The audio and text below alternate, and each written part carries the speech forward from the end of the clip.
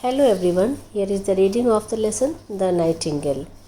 Once upon a time, there lived a nightingale. She used to live on a neem tree. Her name was Neha. One stormy night, her nest fell off the tree. There were 9 eggs in the nest. Neha started searching for the eggs, but could not find it, and finally started crying. On the way, she met a squirrel named Noah. He saw her crying and decided to help her. He asked her what exactly happened.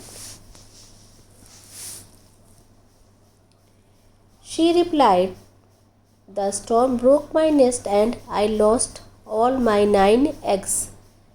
He helped her find all her eggs and made a new nest for her with a newspaper and nutshells.